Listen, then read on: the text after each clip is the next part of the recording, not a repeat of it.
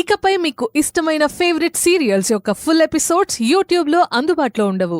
కేవలం సన్నెక్స్లో మాత్రమే ఫ్రీగా చూడొచ్చు.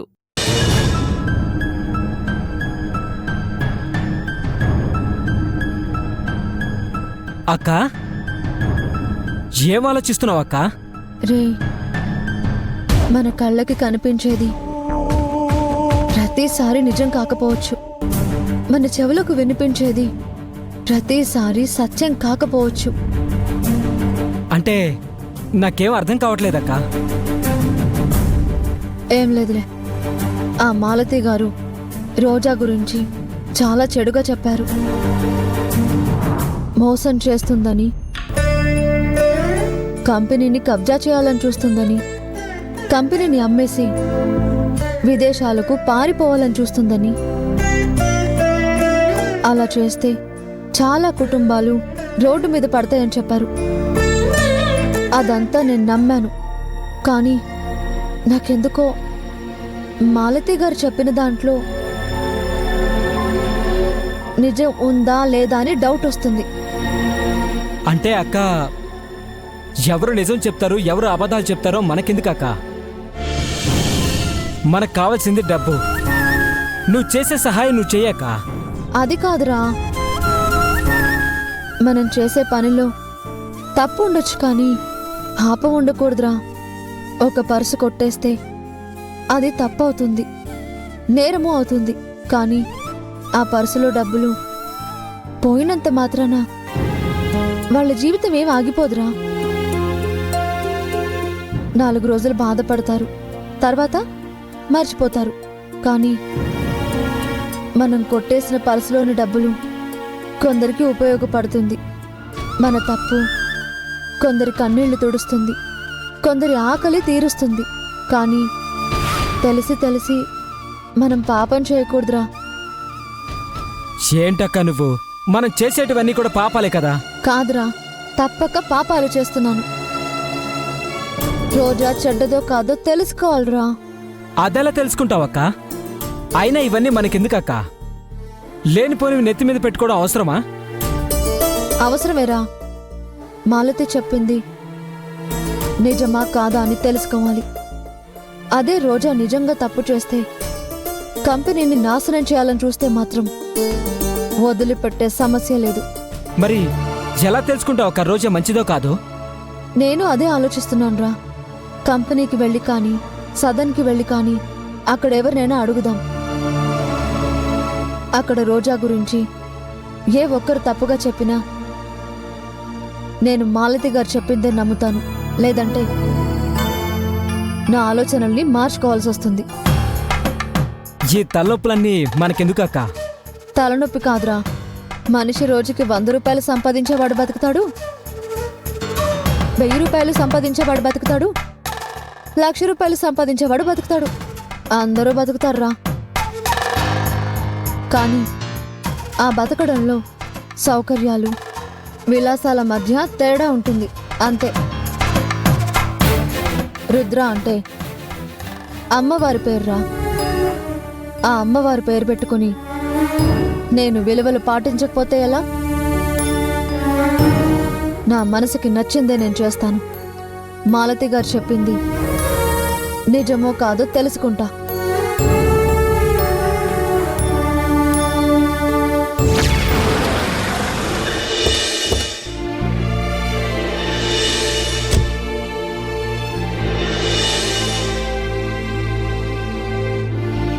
రోజా, ఇప్పుడు ఏం చేద్దాం? చేసేదేముంది? వాళ్ళకి 5 కోట్లు ఇస్తే అమ్మని వదిలేస్తామని మనల్ని మోసం చేశారు. వాళ్ళెవరో తెలుసుకోవాలని నేను ట్రాకర్ కూడా పెట్టాను. ఏం జరిగిందో ఏంటో, వాళ్ళు ఆ ట్రాకర్ని ఎలా కనిపెట్టారో, డబ్బులు తీసుకొని ఆ ట్రాకర్ పడేసి ఎటు వెళ్ళిపోయారు. ఎంత ఆలోచించినా నాకు అంతు పట్టడం లేదు యమున. పైగా నిత్య ఏమంటుందో విన్నావుగా? అసలు అమ్మ ఎక్కడున్నట్టు?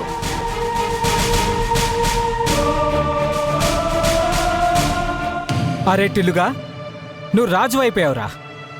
మహారాజు అయిపోయావు. నువ్వు మహారాజు రట్టులుగా అదృష్టవంతుడురా.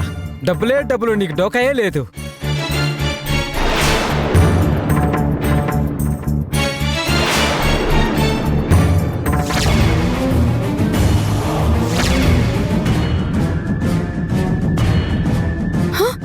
యమునా, అక్కడ చూడు.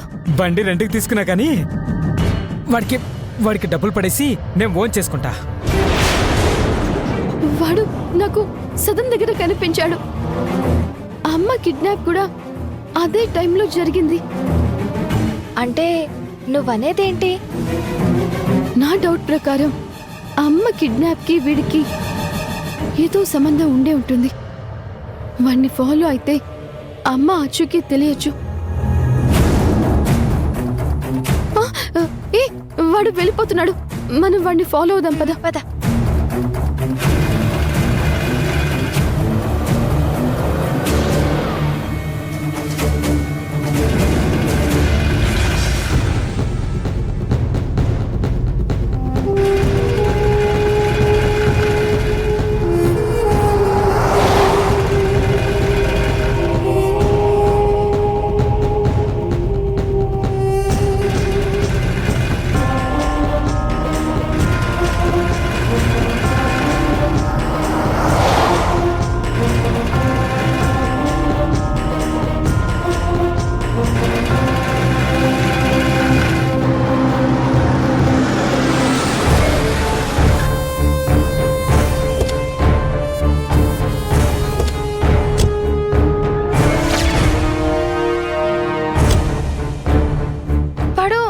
ఎటెళ్ళిపోయాడు రోజా?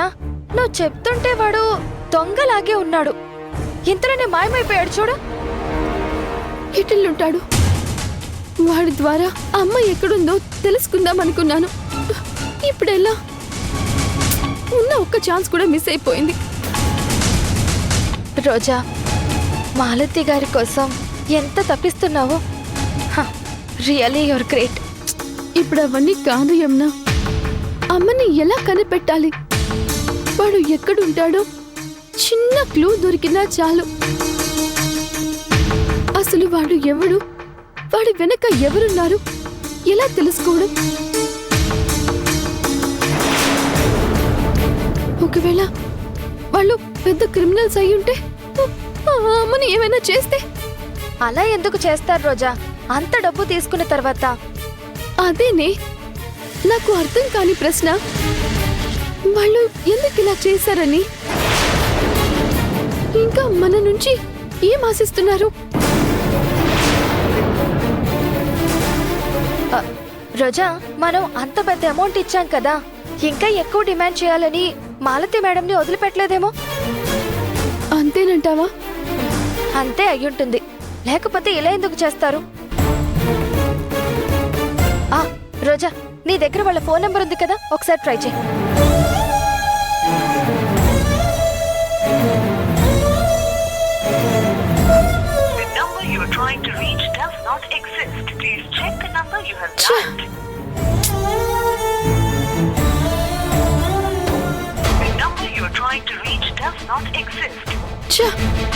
ఈ నెంబర్ పనిచేయడం లేదు యమునా. ఇప్పుడు ఏం చేద్దాం రోజా? మనకి ఏ హోప్స్ లేవు. వాళ్ళు మళ్ళీ మన కాంటాక్ట్ లో వచ్చేంత వరకు మనం ఓపిక పట్టడమే. నాకు తెలిసి వాళ్ళు మళ్ళీ నాకు ఫోన్ చేస్తారు. కాకపోతే నాకు ఒకటే టెన్షన్. పాపం అమ్మ అక్కడ ఎలా ఉందో ఏమో. ఛ!